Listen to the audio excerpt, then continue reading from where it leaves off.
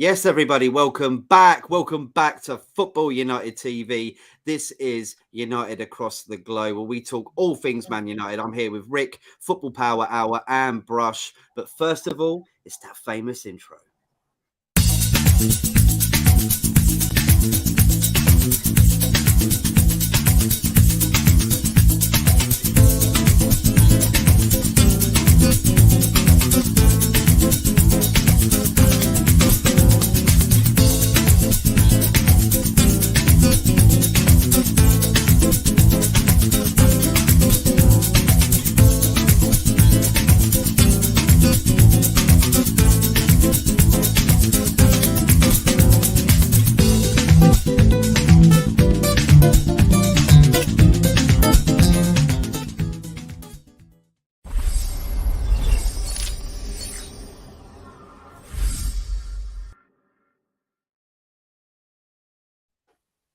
Everybody, welcome back to United Across the Globe. Thank you so much for tuning in today. Smash a like, share, subscribe if you can, and you're new to the channel. Firstly, introducing, he's back once again, Rick Sanchez, mate. How you doing? Good still, man. How you doing, man? How's everyone as well? Doing all good, mate. Doing all good. Football Power Hour, how you doing, mate? I'm doing great. I'm glad to be here. Thank you for having me, Matt. Excellent, mate. And Brush, last but not least, mate. It's a pleasure as always to be here, Matt. Hope you had a good summer, bro. It's been a while. Yeah, guys, you too. I hope you have. I know it's been really rubbish in England for the weather recently. Football Power Hour, I'm pretty sure you might have had some better weather over there in Boston. Yeah, relatively better. I can't complain. It's summertime vibes over here. You know. Yeah, we'll bring some over this way, mate, because it's been raining for the last 5 weeks. Honestly, it's been very dreadful. Mind you managed to get some sun in, didn't you, Matt? You've been on your travels. I did, but that's obviously when we had a heat wave here. So I go away when there's a heat wave. So you just bad luck. Bad luck. I should have gone. So in order to get the sun, you need to leave the country. Is that what you're saying? I need to probably go in December, which I probably will be this year. Before we start, actually, I want to just share with everybody, we're in partnership with Golasso Kits, which is Johnny's site where she sells many shirts from all over the world, from clubs in different parts. And they're also obviously retro too. And if you type in, I believe, this promo code, Feta is back, which is the Feta show that we do, and we did one last night, so go check it out if you want to. You'll get a discount on whatever you buy. So Feta is back is the discount code on golassokits.com. So go check it out, everybody, all right? Okay, let's start off the show. Let's talk about Man United, because it's been a long time. And, you know, this first question, basically, everybody, I think you might have maybe a difference of opinion. I'm looking forward to hearing it. Starting with you, Rick, mate. Has it been a good transfer window for Man United this season so far? I'd say it's been decent, to be honest, Decent. Obviously, I wanted another centre mid, like a defensive centre mid, to replace Fred and whatnot. But it's been decent. We got a striker, with is it Haaland? How do you pronounce his name? Is it? Yeah, I'd say. Would you agree with that, guys? Haaland. There was a clip of it going viral the other day of him pronouncing it himself, and I think he said it was Haaland. Oh, so it's Haaland. Haaland. Yeah. Well, talking of Haaland, I hope he's good. Like, to be honest, I'm not going to sit here and lie and say that I've seen him, but I've seen his stats. He looks decent. I've heard two comments about him, so I hope he fits in well into our team. Obviously, getting a new goalkeeper, Onana, was a good signing, in my opinion. Personally, I think it was a good signing. Like, yes, he made 1-2 mistakes, but it happens when you get a new goalkeeper. He has to get adjusted to his back line and whatnot. But yeah, I'd say it's been a decent window. I can't complain too much. I'd love to have another left winger, but other than that, can't complain really. If you have to give it out of 10, what would you give it, mate? I'd give it 7.5. Yeah, I've heard that quite a lot. Yeah, it's decent. It's not exceptional. We haven't brought in someone that's top of the draw. We've bought players that are either Premier League proven or good in elsewhere, not proven in Premier League. We haven't bought world class players. If you know where I'm coming from, but it's been all right. Like they're good players. I can't complain, to be honest. Would you agree with that, Football Power Hour, mate? You happy with this transfer window? You think it's a lot better from last season? The fact that we were panic buying a lot and we weren't quite sure who we were going to get in or out, and we were being linked by some players that were controversial in some ways, you know, with Rabiot, etc. Do you think this is a much better window for us? Yeah, something that's definitely significantly different from last transfer window is that last transfer window we had a scatterbrain approach, and we were almost rumored with somebody different profile of a player. All of a sudden, it's this player, Anatovic, it's Rabiot, it's that. You know, it was just all over the place. And right now, there's something systematic about this transfer window. There's something intentional about every move about it, something almost kind of repetitive a little bit, where, you know, you can see that there's a clear communication between a player and the club, and then it's all about getting the, you know, agreeing the clubs to agree on a transfer fee. But in terms of like rating wise from Rick, I'd say maybe I'd take out the half. I'd say 7. I'd actually say 6.5 because of the lack of outgoings yet. We need to get like some good outgoings that will actually make me feel like, yeah, we're now in the 70%, 75%, you know, range, you know, and it also, it's a big question of who are going to be the outgoings. So that's my take on that. Do you think that if we do get rid of some players, that we might be able to get in even more, or are we actually trying to recover some of the money back that we've already spent? Oh, if we get rid of some players, I feel I talked about it earlier on as a lack of, we need to figure out like the lockers. You know, we have a finite number of lockers, and now we've had some incomings, and now we need some people to clear out the lockers. The first M, there's a couple of M's that need to clear the lockers. Is Maguire, McTominay, Martial. There's the MMM combination that I would go with, you know. So yeah, you know, yeah.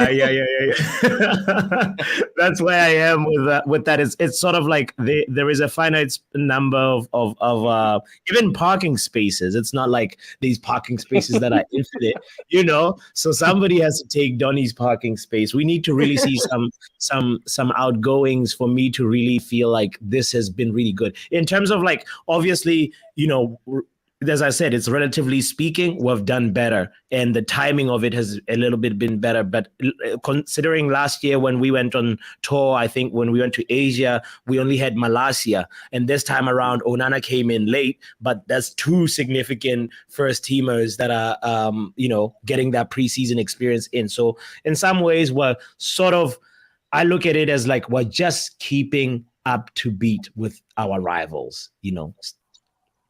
So 6.5 then, right? For 6.5 is my rating of the transfer window that so far. That could change though, right? That could based change on the outgoings that would hopefully bring in a few like incomings as well. But I'm sure we'll talk about that in a little bit later. Absolutely. What about you, Brushmate? Yeah, just to echo off of that, my rating's probably around similar at this stage. It's probably around a 6. But that could change obviously because, you know, there's still a while to go in the transfer window and there's still deals being done. The main difference between this season to last season, like Bot said, it's a lot less of a scattergun approach. He touched on, I think one in particular is how we ended up with Casemiro. In the space of a week, we went from Frankie de Jong being linked midweek with Rabiot to then Casemiro. And when you look at it on paper, I was very confused because all 3 are 3 different profiles of midfielder. So in terms of that, I'm quite happy this summer because even if I had my eyebrow raised at 1 or 2 of the signings, it's players that the manager clearly wants and he identified, and he got his first choice in through the door. Mason Mount, for instance. Initially, when I heard about that one, I was a little bit skeptical. I thought a player like him with his work ethic and what he offers, I actually thought he would probably fit Liverpool and Klopp more than he did us. But you know, he's coming. Big responsibility as well, giving him the number 7. But it also shows the faith the manager and they all have in him. So, you know, you kind of have to trust in it and see what they have cooking. Haaland, I think Rick touched on it. Listen, he's come off the back of 1 season in Serie A. Very, very young, 20 years old, raw potential. I'm not expecting miracles in the first season. It's going to take time for him to bed in. So yeah, and I think he touched on it as well. You know, we've not gone out and just got like the creme de la creme of players. Like if it was a Harry Kane coming in, I think the expectation would be a bit greater right now.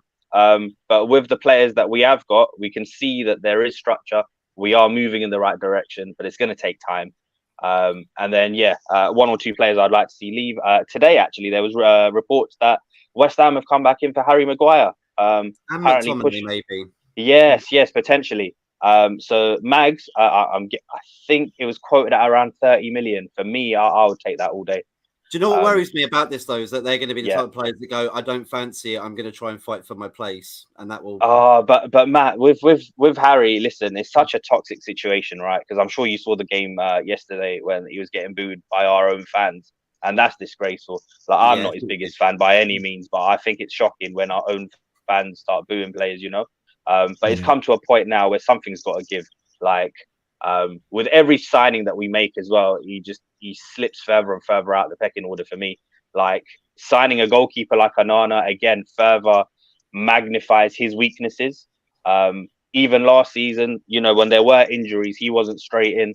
We used Luke Shaw as a makeshift centre back before we turned to Maguire. So again, you know, at 30 years old, surely you want to go and enjoy the last couple of years of your career playing first team football elsewhere. Are you also, guys, just to throw in, are you happy with the prices of the players that we bought in? Do you think that we've maybe been a little bit hiked up? I'm never happy with the prices, Matt. Yeah, same. I'm never happy with the prices. I always think there's a deal to be had, but you know, it's the situation we find ourselves in.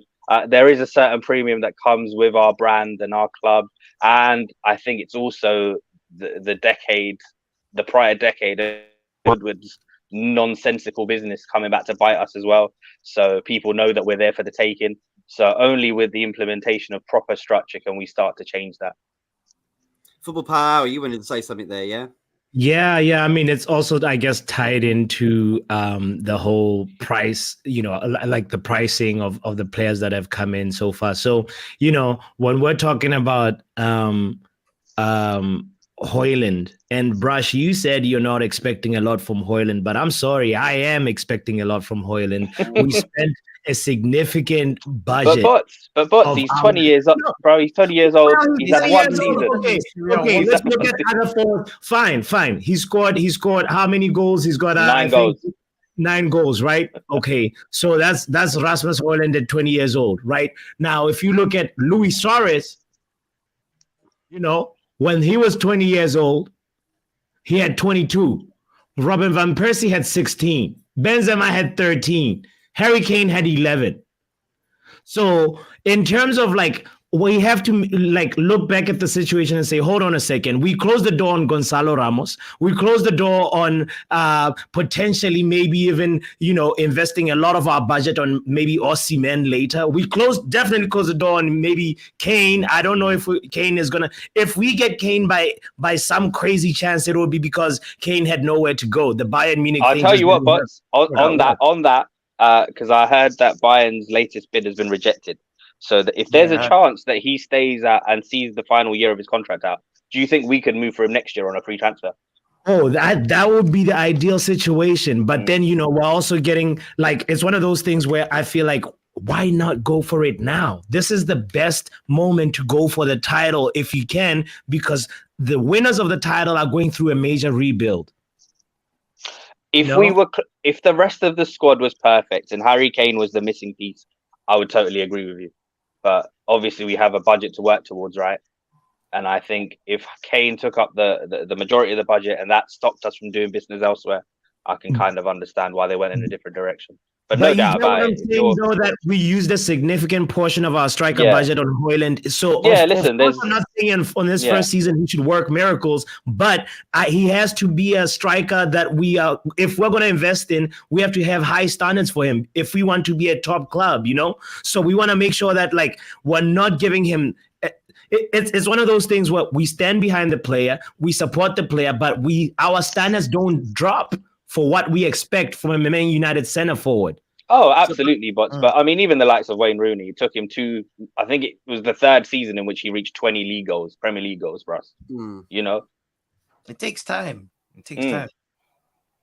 It does, and I think I would like to see someone else come in as well. So it's not exactly like he's the Lone Ranger, and there is a little bit of competition for him, and he's not just too easy. He's like, okay, I'm the only striker here, so it's going to be me. And of course, I think Arsenal got a problem as well, because you saw yesterday they were playing Kai Havertz, and they haven't replaced for Jesus' injury. And I just worry that maybe that could happen to us as well, and then we don't have anybody to play up front either. So it would be nice to see, I can't say an understudy to Haaland, but someone in and around. Maybe somebody. Maybe I think what you're trying to say is you want someone more experienced but cheap. You know, yes, like another rotational option, but someone with experience and who isn't made of biscuits like Martial. Not a Weghorst. Yeah, not a Weghorst. Weghorst was terrible. Yeah. One of the worst January transfer signings, do you think, for Man United ever? Yeah, probably. He's not throwing salt on his name or anything. He's a lovely person. I know he's a good player. Listen, I loved his enthusiasm. On the pitch, it just we should have gone for like Olivier Giroud instead of Weghorst if we're looking for like that type of profile of a player. Absolutely, that's a really good shout actually, because he just does it again and again and again. Even for France as well, he's a really good player. But I'll tell you what, though, guys, this season at least, I don't see Rashford just sticking to the left. I reckon we're going to use him more as a forward as well, especially judging by what we've seen from Garnacho in this pre-season, because he's there to hold down that first team spot. Well, that's good. We've got the left and right now, haven't we? We've got So Rashford and Garnacho on the left, and you've got Sancho and you've got Antony on the right there. We've not really had that for a while. And then Sancho in pre-season as well, we've seen him sort of as a false nine, so that's another dynamic. Rashford can also cover up front, and then you've got the two exciting young kids who I'm hoping we use them, or at least one of them needs to go out on loan if we're not using them. Pellistri and Ahmad. I heard that he might be linked away Pellistri as well today. Is that anyone heard that? No. Yeah, because I'll tell you what, he was criminally underused last season, Matt. I was impressed with this kid every time he made a cameo, and he deserves first team minutes. So if he can't get it with us, he needs to go elsewhere and get it. Yeah, another great South American talent. If you haven't watched the Feta show, check it out last night. Really good. We'll read out some comments, see what everybody's saying. Smash the like, share, subscribe if you can, please. And let's check it out. We got Matt Bassett here. Evening all. Big up to you, Matt. Big up everyone on the show and in the chat. Have West Ham bid for both McTominay and Maguire? But I believe they have, right? It's a double thing, double sweep. 60 million was it in total for the two of them? Yeah, I think 30 apiece. Yeah, happy days. I'll take that. I'd take less than that. Or 25-35. It's a 25-35. 25-35, is it? I had that. It's like, are they both valued at 30 though, or do you guys have a slightly different valuation for them? But as long as they run me the 60 million, I don't get how they divide it up. Yeah. Whatever makes them happy. Listen, whatever makes them happy. It's all good. They can keep the receipt as well. I don't want them. Yeah. I'm not trying to see. Yeah, because it's imperative. Man United will be like, yeah, we sold them for 60 million. Scott McTominay was 10, and Maguire was 50. Yeah. However it happens, because it's so important that we replace them as well with younger players coming in. You know how tight Man United are trying to get that money back that they spent on Maguire. They're like, we don't really want to give him for less than 80. You're gonna have to. Guns to your head. Yeah, absolutely. Sometimes you just have to cut your losses, don't you? But it's a legit question. So, Rick, you value McTominay more than Maguire, or Maguire is more than McTominay, or they're both the same for you? Okay. All right. Probably both the same for me, Bots. But I mean, I think McTominay could probably command a higher fee just because he's younger and on less wages. Okay. That's a good point. Anthony says, big up, Matt, and the panel. Let's get the views pumping, Matt. Start talking Bristolian. Absolutely not. I won't do that. Big up, happy panel. Stephanie Griffith, thank you so much for tuning in. 5? Oh, a 5 for the rating of transfer window so far. That's not bad. That's mediocre. Big up, BP and panel. Brush. That's you're not Spursy, Mikel Arteta. Love Arsenal. Hate Kroenke. Oh. Well, yeah, Kroenke, I don't know, they've been doing quite a good job. Check out Guns from All Corners on Thursday. They'll let you know all about it. John Johnson, Maguire, McTominay to West Ham. Merry early Christmas, everyone. Especially for West Ham. Bet David Moyes is like, oh, I like this. Because to be honest, like they would fit West Ham. They are the types of players I think would suit David Moyes. And the fact that West Ham were fighting in a relegation battle last season, it would be good to have some like players like McTominay and Maguire come in, because they've lost Rice and they haven't bought anyone, West Ham, have they? So I think they're close to Edson Alvarez now, Matt. Oh, there you go. They're going to start getting them in. I know there's a bit of a dispute between the board and Moyes, because Moyes wants homegrown talent. They want to sort of get young youth developed players from South America, etc. And they just need to meet in the middle, I think. Bring back the Boo Boys. Crush the PR. You pay your money. It's your club. And Casemiro and Varane would agree. Is that the Boo Boys? Anyone got anything to say on that? No, I mean, I understand the point that, listen, if you pay your money for your ticket, you have the right to voice your opinion. I just don't see what good comes out of it by yelling at your own player whilst at the game before they've even put a step wrong. It just sets the tone, doesn't it? Bring back the Boo Boys. But like, I've got nothing against constructive criticism as long as it's not slander. Oh, absolutely, yeah. You know, you got to back up your criticism, haven't you? You know what I mean? Yeah. But yeah, people differ in how to channel that in the right way, I guess. But it's just a difference of opinion, I guess. Keyboard warriors ruined the world, didn't they? Maguire leaving is great news for all. Madrid love a good boo fest when it's not going to plan. They do, actually. Oh, Madrid fans are, listen, it's despicable. The audacity their fans have. They booed Ronaldo. 9 years, 4 Champions League titles. He left with more goals than appearances, and they still have the audacity to boo the guy. I mean, he's the only player to have his contract ripped up at Man United, and we still cheer him. Like, you know, they're booing him when they're scoring. He scored the most amount of goals for Real Madrid. Crazy, isn't it? Like, how crazy is that, about when you really think about it? Over a 9-year span, to leave a club that elite, with more goals than appearances. Nuts. I don't think we'll see a player like that ever again. Yeah.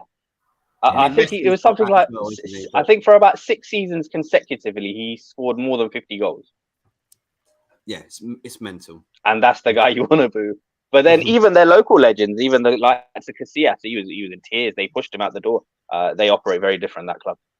They do it all the time, don't they? They didn't like Bale, did they, either? But no, he didn't like them either.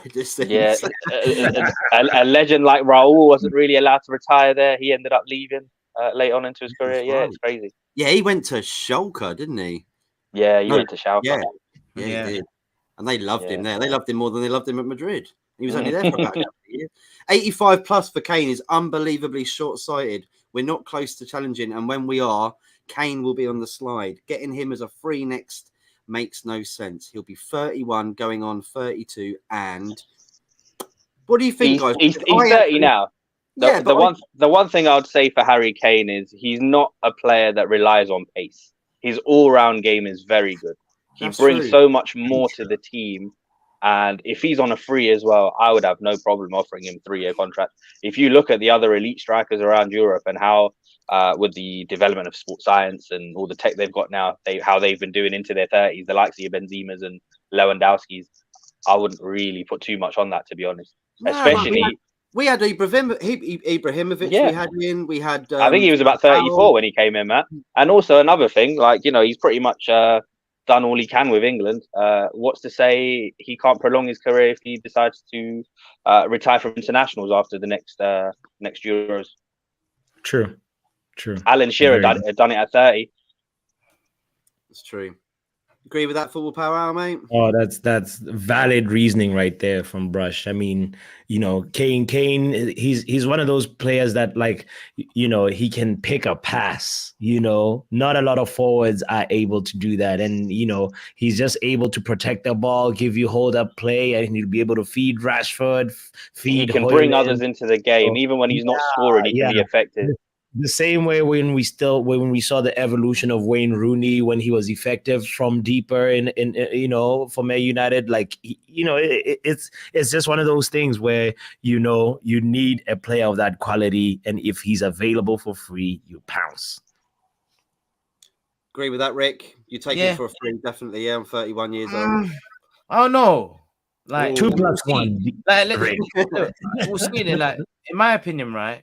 If there's no one about that's a good striker, then take him on the free. Go on. Like you'd be stupid not to take him. But if there's someone that's around, like Osimhen or someone else, then I'd rather go for that. Because at the end of the day, the age is a factor as well. How many more seasons are you going to get out of Harry Kane when he's like 31 going into 32? But look at it this way, though, Rick. So Victor Osimhen, say they quote us 150 million, yeah? Yeah. If you can get a Harry Kane on a free, would that not leave more of a budget for us to strengthen elsewhere? And then if you can add other pieces and have Kane's goal contribution, would it not elevate us more? Yeah, it's hard to argue against that, to be fair. When if you're having a question like that, I'm not gonna lie. Yeah, because it would take like 120 to 150 million to get an Osimhen. Then you've got Haaland on the bench, who you've just spent 64 plus 8 million on in add-ons. Mm-hmm. It starts to amount, doesn't it? So but you can throw a spanner in the works on that one, because you can say, what is Harry Kane going to be asking for his wages? Is he going to disrupt the dressing room? That's definitely true. That's definitely true. We're down, aren't we, at the moment? No, with that as well. I mean, the club's been needing to do that for a long time in terms of getting to grips with the wage structure, actually implementing one. We don't want to see the contracts that were given to the likes of Alexis Sanchez again. Because he'll probably want 400 grand, won't he, a week at Man United, right? But the thing is, if he's a free transfer, Matt, That's true. I know. I'm weighing it up. I'm like, yeah, you weigh it up. Yeah, you save on transfer fee, don't you? So yeah. Mm-hmm. I think how the true clubs operate is that they usually give them like a fat signing on fee, but then the wages on paper are still within guidelines, so that it keeps the squad happy, and on paper it looks all right. So yeah, that might be a nifty way around it. Indeed. We will move on to the next topic, everybody. Thank you so much for the comments. Get into the next topic and let us know what you think, because we're going to be talking about, was Onana a good buy, or was it a mistake to let De Gea go? Now, I've seen lots of rival fans posting stuff out, showing the clip of obviously Onana running back to his goal during the preseason. Yes, it's a preseason. I don't think it necessarily matters. But, we're getting a lot of stick for it, and people think this might be a mistake. Rick, starting with you, mate. You happy with the Onana and the fact that we got rid of De Gea? And do you think it was a little bit harsh on De Gea as well, the way he was pushed out of the club? To come to your last question, I think we could have given De Gea a better send-off, in my opinion, but it was time for him to go. But to come back to your first question, I think Onana was a good signing at the end of the day. Yes, he let in that goal from the halfway line, but goalkeepers make mistakes. Like, at the end of the day, De Gea, when he first came to United, remember his mistakes as well. Like, it happens. Like, new goalkeepers, when they come to clubs, have to adjust to a new defensive line and a new defensive structure, and the defenders that he plays with. So I think it was a good signing. De Gea was at his end of his tenure. Last time De Gea was good was before 2018 World Cup. Let's be real.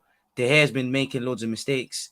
We've lost cup finals and semi-finals because of De Gea's mistakes. Obviously, it's not De Gea specifically why we've lost those games. Well, he won the Golden Glove this last season, didn't he? Yeah, all right, cool. He won a Golden Glove, but I kind of feel like, you know what I mean? I know what you're saying. I do feel like he was making a lot of mistakes, but plus as well, I don't know. Plus as well, we need a goalkeeper that can play from the back with his feet, and De Gea with his feet is not a trustworthy goalkeeper to have, because I've seen him make mistakes where he's misplaced passes, passed it to the wrong guy, and you need a guy that's confident with his feet, and that's the new style of goalkeeper at the moment. And Onana was a good sign in that aspect, so I'd say it was a good buy. And it wasn't a mistake to let De Gea go. He had to go. Yeah, imagine Onana having to play out from the back to Maguire. That would be well, hopefully Maguire's gone anyway by the time the release starts anyway. Football Power Hour, mate. What do you think? Are you happy with this? Are you happy with the way that De Gea left as well? Do you think it was a little bit savage on him, or? Oh, it was very savage. I think this morning I stumbled up during my waffle this morning. I stumbled upon a theory that Ten Hag is very bad at breakups. He's trying to give, like, he wants the person to really be like, okay, I think I'm gonna go. Look at how Johnny Evans is right here trying to, push Maguire out, but he's not really trying to tell Maguire to be like, you have to leave. He wants it to come from Maguire himself. I don't know. It's just a conspiracy theory that I stumbled upon. But I think at the end of the day, looking how De Gea has contributed to Man United and the memories that he's given me, it was the worst send off ever. I think he deserves a lot better from the club, and also even he didn't even have a testimonial, and to be told that, oh, you're going to be earning this much, and then you plan your wedding. We all know wedding costs are not easy, are not cheap. It's not cheap stuff. De Gea goes on a wedding, and then from there afterwards, like after the wedding, that's when he finds out that you're not going to be earning that much anymore, and he's like, hold on. As far as unemployed people getting married go, I think David would have been all right. Yeah, I think that would give me a tenor. No, but it's about the integrity of Manchester, from Manchester United, of just presenting some figures and then being absolutely. Like, I agree. He should have got a testimonial. I think it could have been better, but it wasn't. Yeah. I thought it was absolutely disgraceful the way the club handled it. I think we could have done a much better job. Yeah. He deserved a proper send off. He was our last Premier League winner. Yeah.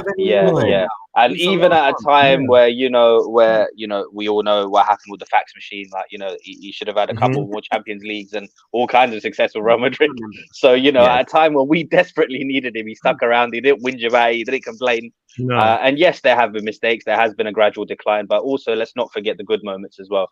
And we did have plenty of those. But yeah, I didn't like the way it was handled, but it was probably the right time to leave. It made no sense of me to give him a new contract on the wages he was on, or even it was so high that even if he took a discount, it would have made.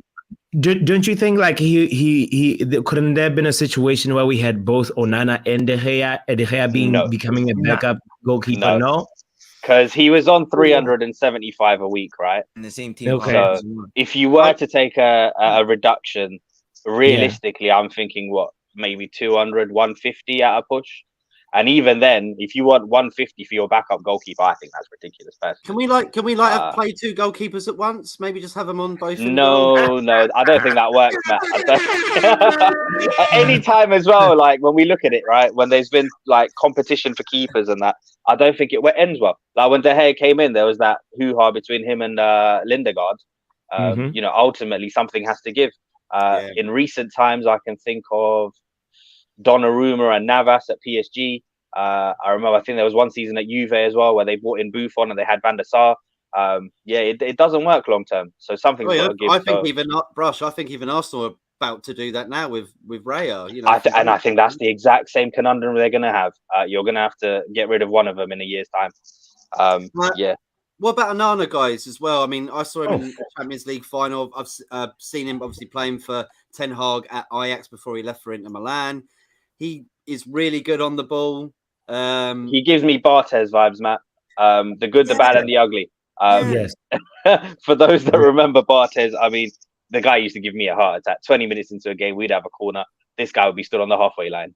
He's like Barthez, but with the mentality of Schmeichel. I feel like. Well, he's quite commanding, isn't he? We saw that clip going viral of him yelling at Maguire. There is that anxiety that he brings, but also the confidence that, for me, I look at like Man City and Liverpool, and I'm like, I dare you to press me now. Come pressing, come, give us space. It's a give and take. Be running through your, like, if once we get that pass, it's like a triangle from David De Gea to Bruno or to Mount. He'll just slide it in through for Haaland or for running Rashford. It's done. The only concern I have is that, because he's a totally different profile of goalkeeper. Obviously, they all have pros and cons, right? So with all the good that he brings with the distribution and getting involved and playing as a DM and all of that, we are going to have those moments where he gets clipped out where, he fumbles into the back of the net. So we just have to keep calm when that happens. Take the good with the bad. But then obviously with rival fans, they're going to just, zone in on that. I saw De Gea trending the other day. And I thought, oh, let me click on this. Maybe Dave's found a new club and that. Let me go congratulate him. No, it was just all about. It was all just clips of Onana fumbling into the net and people saying, "I told you so. Should have kept David." So there's going to be that back and forth, and it's pointless, isn't it? Really. I bet he woke up that morning seeing that post, Rick, and he had a little bit of a giggle to himself with his missus, on holiday. Like.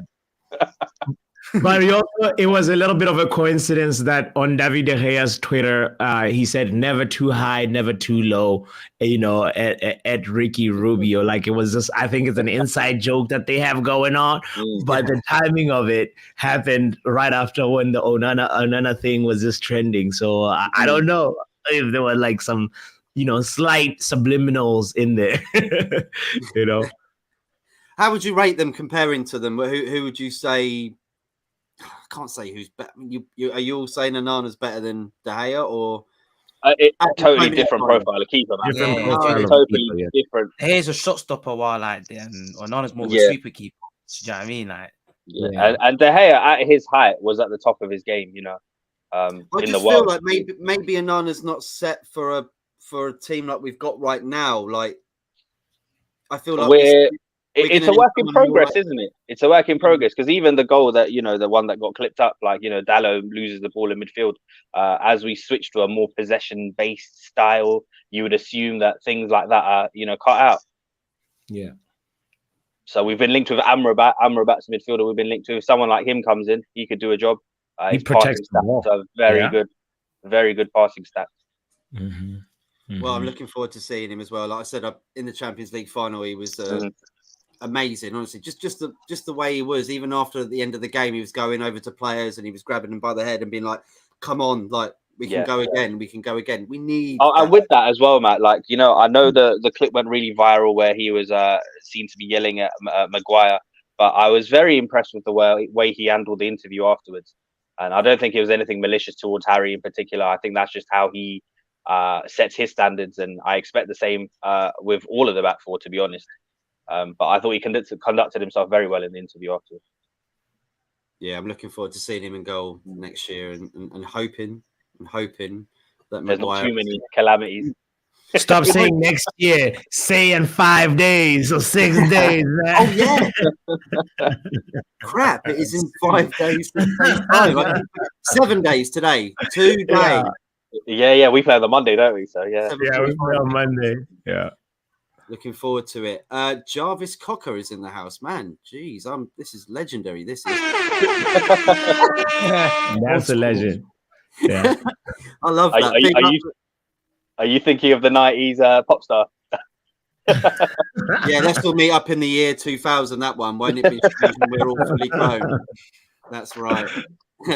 Anthony says it's come for a time in Harry Kane career to win trophies. Now he's not getting anything at Tottenham. He should leave really soon and up his career ASAP. Well, we think he should come to Man United next season, Anthony. But that's an Arsenal comment right there, people. There you go. Look. Doesn't want us to go to Man United because we'll end up winning something with Harry Kane. That's the reason why, is it? Nah, his talent definitely deserves Champions League football and to be challenging for the top honours. But what can you do when you're tied down by a contract? Exactly. 10 people in the chat right now. Smash the like, share, subscribe if you can, please. Thank you so much for tuning in. He's got another one here. Keepers do make mistakes. And we know a few that's been beaten by the halfway line, but time moves on and they do improve. Who was the one that was beaten by the halfway line? It was David Seaman, wasn't it?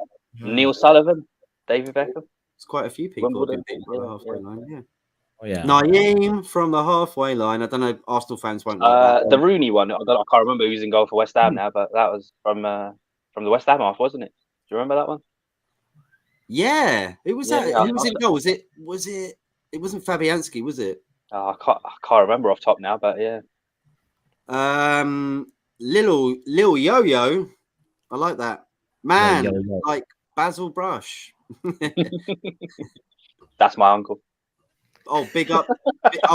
Basil Brush or Little Yo-Yo. Big up, everyone. For those that know Basil Brush. Can you kick Brush out, please? It'd be a better stream, says Realist United. Haters gonna hate. Ramsdale against Sporting Lisbon. Onana versus Lens.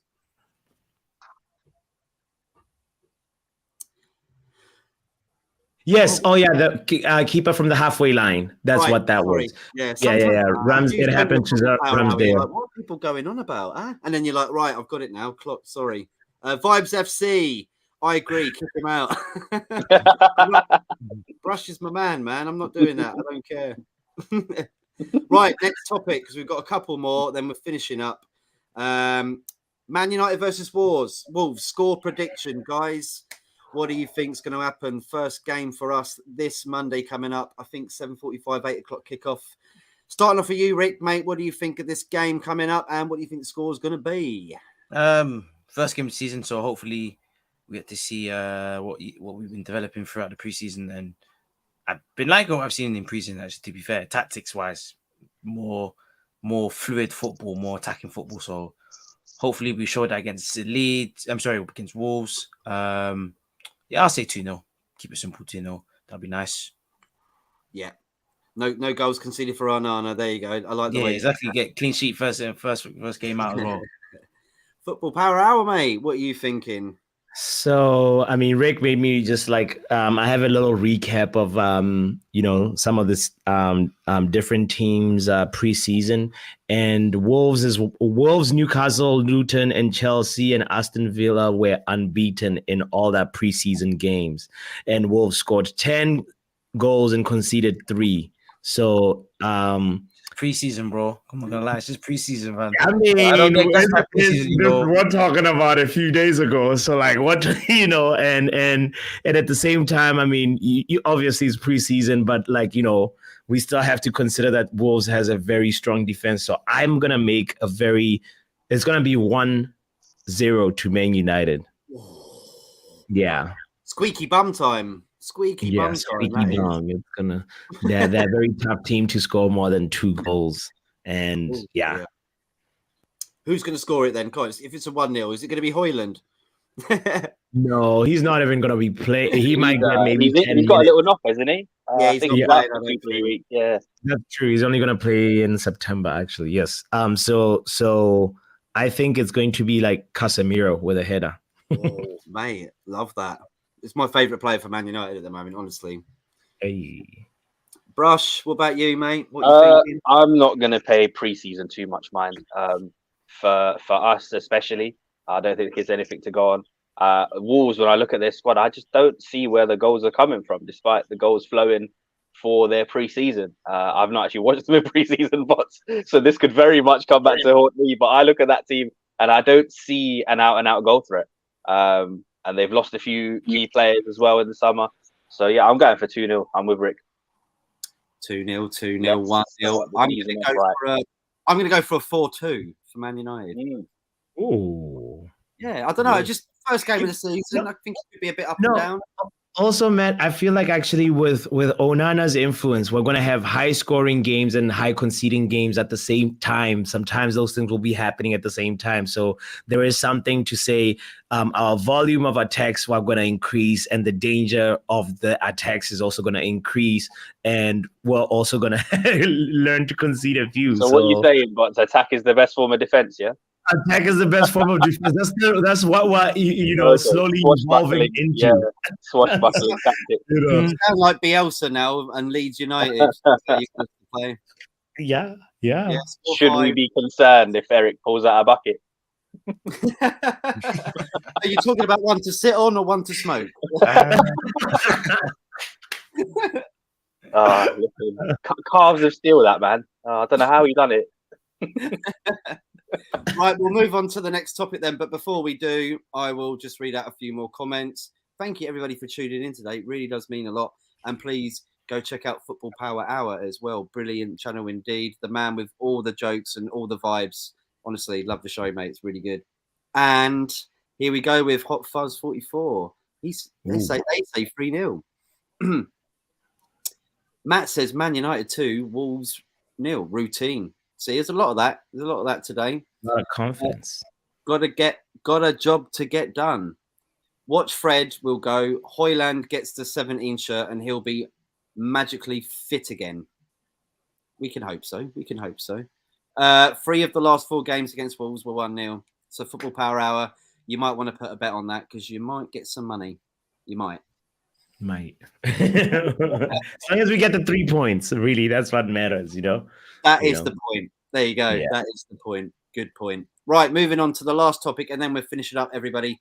Thank you so much for tuning in today. If you can, smash the like, share, subscribe. It would mean a lot. Where will Man United finish in the Premier League this season? If you're going to estimate where we might be, let us know. Rick, starting off with you. I know it's a difficult question because you haven't seen one game of us in the Premier League, but we're predicting, we're hoping. Of course, we all want to win the league, don't we? But from the heart and from the mind, that can be different sometimes. So go for it, Rick. Third. Wow. So worse than last season. Same as last season. Pretty much same as last season. Yeah. Oh yeah. I keep thinking we got second. It's Arsenal.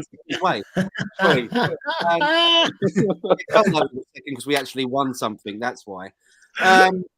Right, third. Okay, so same as last season, getting Champions League. Okay. Yeah. I feel like City it's annoying to say, but they're better than us, and they're definitely favourites for the league. And then I don't know, there's a mishmash between who will get second and then us third, really. I think we're still a team in development. Let's not forget this. And a lot of people think that because we're signing players and because we're improving and finishing high in the table, that we're guaranteed to go second or first. Like, we're still a team of young players with a new manager into the second season. So we need to develop the team first. And I think we have to be realistic. Third is our best option. Finishing in the top 6 is obviously a must. Top 4 is a must, but highest with the team that we've got, third. Yeah, because I guess when you're looking at it, like so many other clubs have recruited as well. It's not exactly like we're the only ones. Chelsea look good. I'm not even gonna lie to you. Chelsea look good. They could even be second. To be fair, they look good. Bottom as well. It could be one of those. Yeah, exactly. I agree with you. Chelsea do look like they're going to get somewhere. They've got a great manager like Pochettino in as well. So everybody's up their level pretty much, apart from Spurs and West Ham. I'd say pretty much. Sorry, guys. Football Power Hour, what about you, mate? Where do you think Man United will finish up? I mean, I want to say we're going to win the league. But reality says, we're not. I think we're going to be No.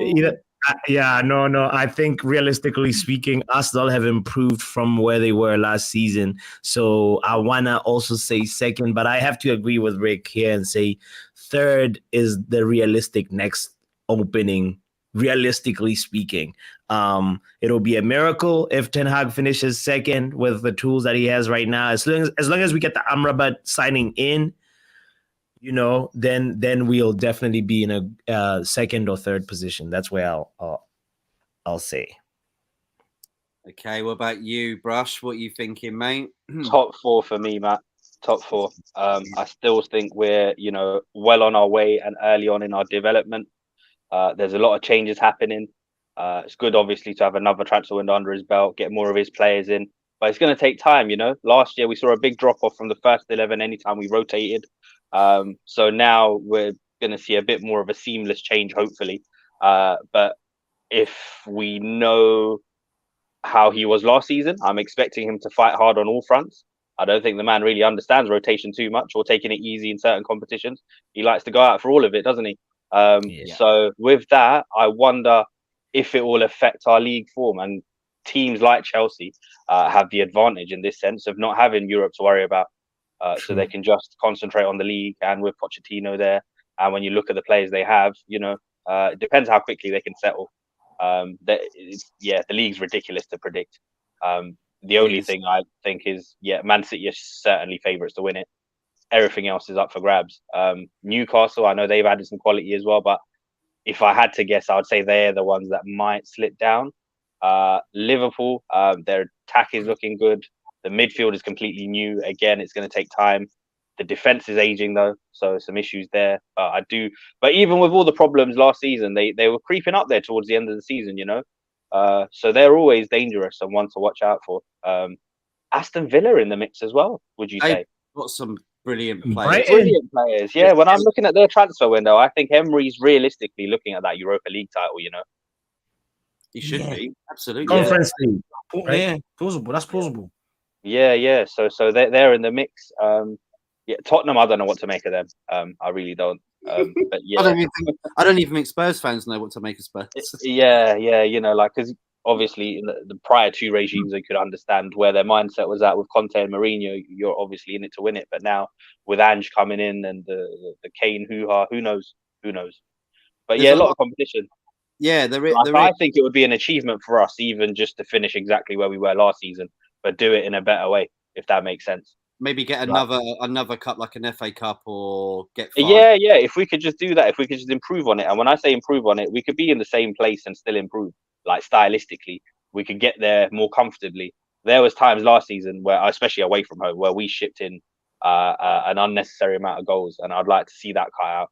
I'd like to see some of the naivety has been cut out and learned from the late substitutions in games. But I think that's the thing with Ten Hag, isn't it? We knew that coming in, that he was a bit stubborn in his ways. But certainly there was times where there's naivety that is not acceptable in the Premier League. Anfield comes to mind. That is not a ground you go to and mess about in. That can never happen again. So things like that he will have to learn from. Oh yeah, I'm looking forward to that one next season. I mean, I hope we do better in the Liverpool games. Man City away, Brentford away. There were so many. Aston Villa and Arsenal as well were 3 apiece away from home. Yeah, we can't concede that many. We have to cut that out. So Rick and Football Power Hour, you both said third, and of course, probably more than likely you're putting Man City above. Who's the other team? Oh, Rick, go first. Above us, if we finish third, who do you think just tops us? Who's that team? I don't know. You know, good question. I actually don't know. Premier League is so competitive. Like, anyone really could finish above us, to be honest, in the top 6. That's the thing, isn't it? I think a lot of people are looking at Arsenal this season and at Arteta thinking, all right, can you not do it again? Like, you had an incredible run last season. Now you've added to it, but go show us that you can do it again. It's about consistency now.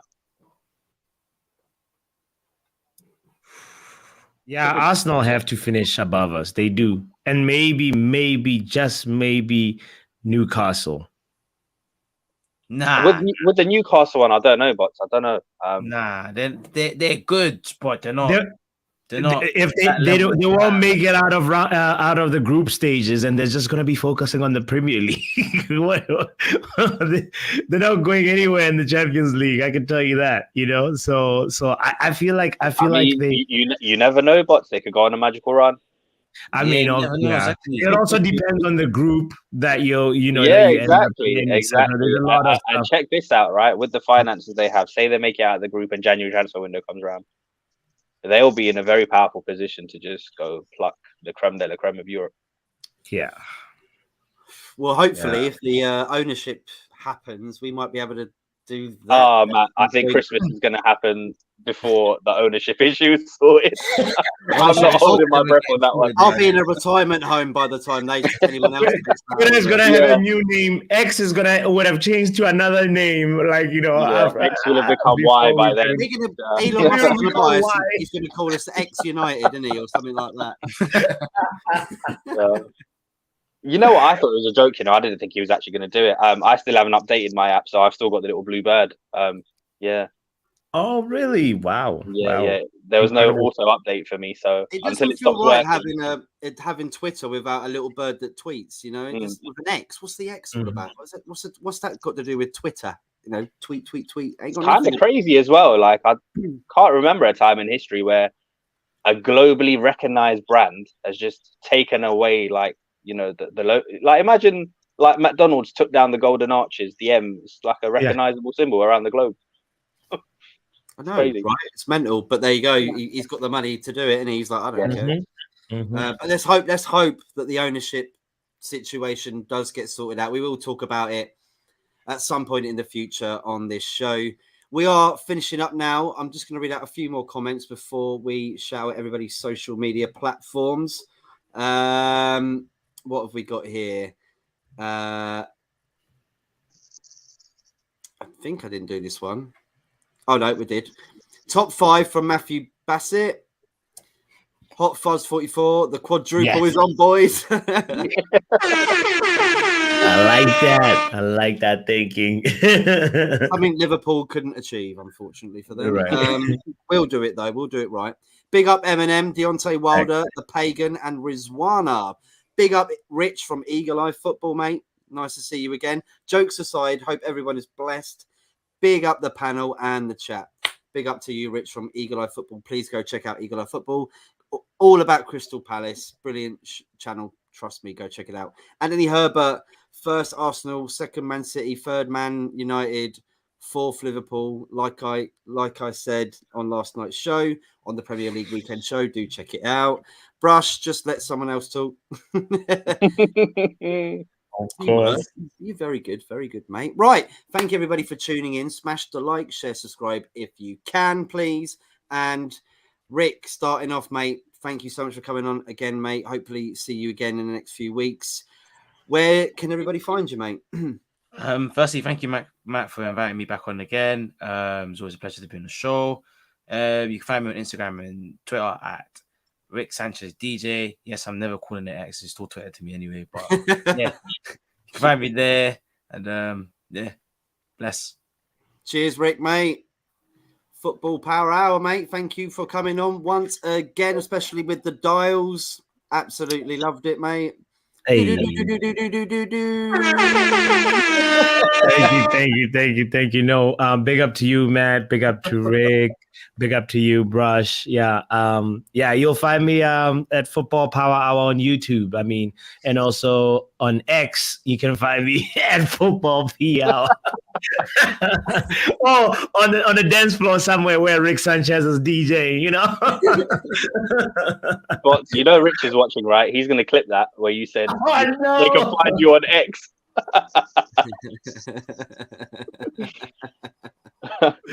Oh, jeez. And last but not least, the one and only Brush, mate. Where can we find you, mate? Thank you. You can find me on Twitter at Brushy87. Otherwise, I just float about in the community, so you'll find me here, there, and everywhere. Thank you so much for having me on, and big up everyone watching as well, and one or two of my Bellin friends who were in the chat.